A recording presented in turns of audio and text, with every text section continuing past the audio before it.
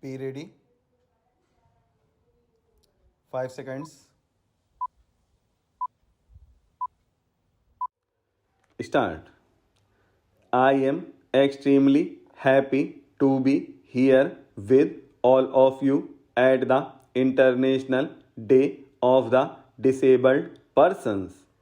This occasion signifies the triumph of the human spirit, and India joins all other nations in saluting it.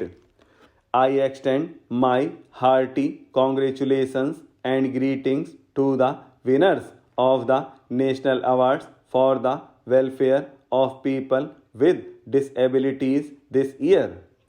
These national awards recognize the outstanding achievements of these persons with different abilities.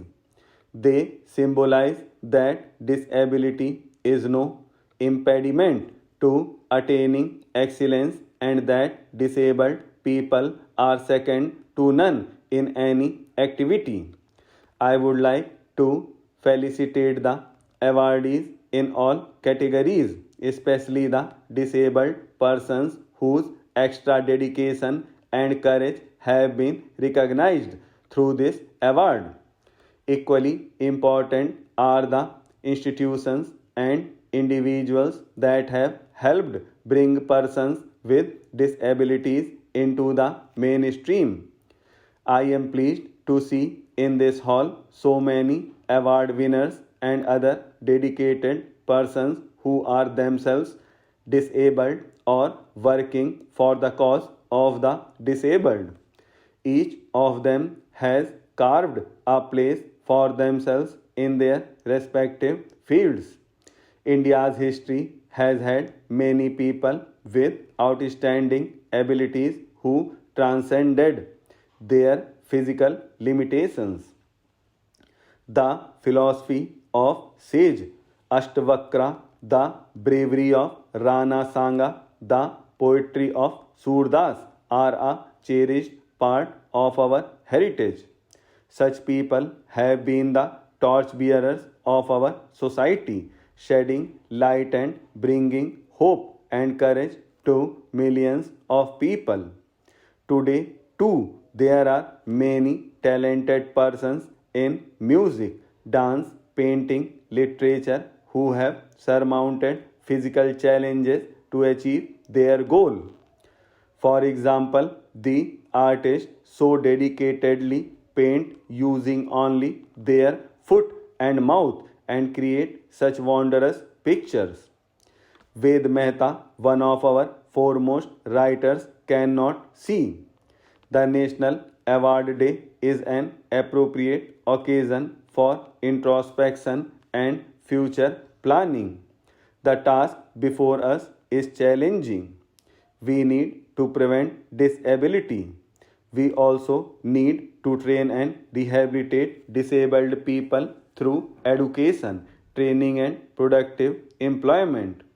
Prevention and early detection of disability needs good health services.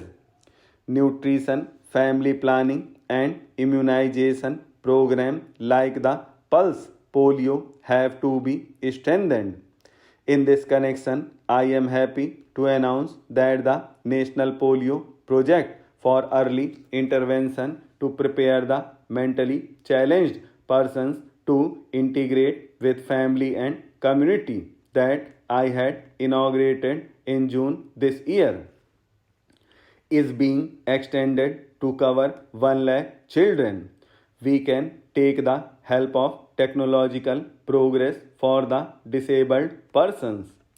I would like that the price of all such aids and appliances is reduced through appropriate social and government intervention so that even the poorest person can use these devices and improve the quality of his life.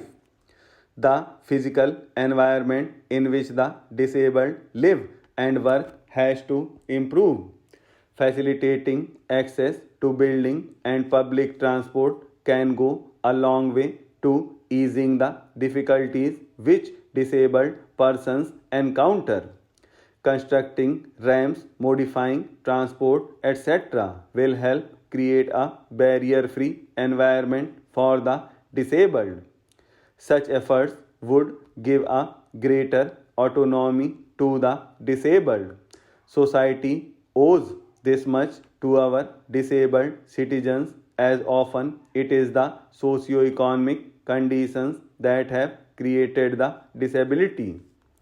We must use the many scientists, engineers, and technicians, both in the government and in the private sector, to research and develop techniques and products that will benefit the disabled. The social sector has so far been the responsibility of the government. Liberalization is now transferring more responsibility on the private sector. The government and the non-government sectors have to work together, especially in the social sector. Laws have to be changed to facilitate the disabled.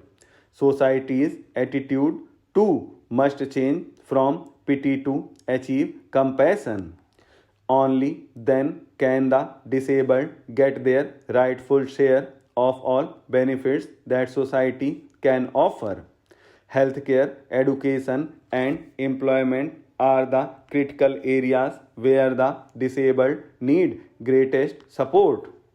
They also need social rehabilitation both within their families and in their neighborhoods. There are rigidities in the system because of which the disabled are not able to use even the facilities that the law provides. There are few facilities that will help them even cast their vote.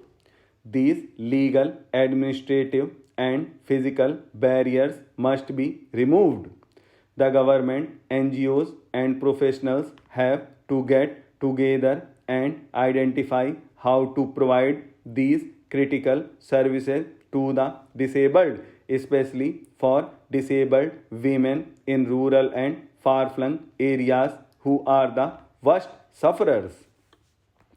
We must pay extra attention to the northeastern states and to Jammu and Kashmir. I again applaud today's awardees for doing so well in their chosen fields despite several odds. Their success is due not just to their indomitable spirit but also to the wholehearted support of their family and community, which needs to be acknowledged.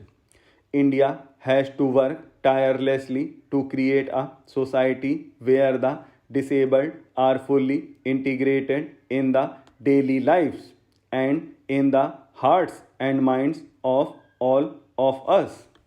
They too are a part of our precious human resources and they too can and must contribute equally in nation building. I hope and trust that this shall be achieved in future.